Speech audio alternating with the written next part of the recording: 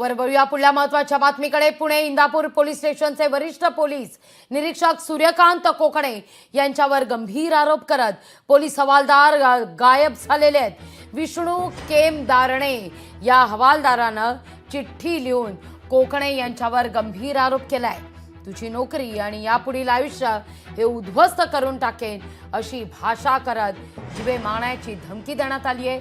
तशी चिठ्ठी हवालदार विष्णू केम दारणे यांनी लिहिलेली आहे।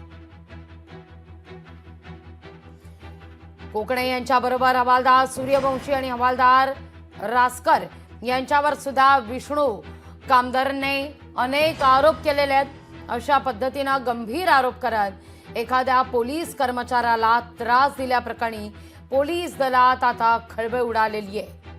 अधिक माहिती घेतो आपले प्रतिनिधी चंद्रशेखर बांगे यांच्याकडून। चंद्रशेखर, काय हा नेमका सगळा प्रकार आहे?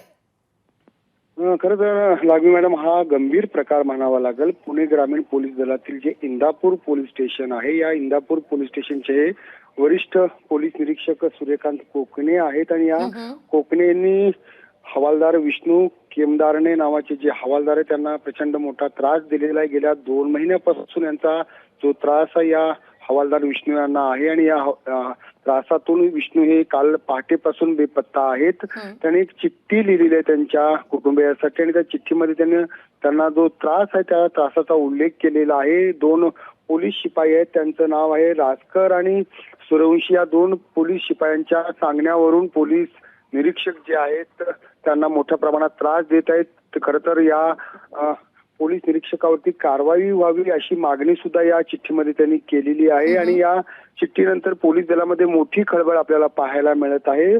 सूर्यकांत कोकणे यांच्यावरती जे गंभीर आरोप केलेले आहेत त्या आरोपावरती चौकशीची मागणी सुद्धा हवालदारांनी केलेली आहे। एकंदरीत आता सध्या विष्णू जे आहेत ते सध्या कुठे आहेत याचा शोध पोलीस घेत आहेत। परंतु आपण पाहिलं की अशा पद्धतीनं एका पोलीस दलामध्ये जे शिस्तीचं खातं आहे त्या खात्यामध्ये वरिष्ठ पोलीस अधिकारी अशा पद्धतीने छळ करत आहेत आणि हे पोलीस आपल्या जनतेच्या रक्षणासाठी असतात, परंतु त्यांचाच छळ आता सध्या या ठिकाणी सुरू झालेला पाहायला मिळत आहे। निश्चित चंद्रशेखर, तुर्तास धन्यवाद तुम्ही दिलेल्या एकूणच सविस्तर माहिती करता। लोकशाही मराठी ऐका, पहा, जागरूक रहा।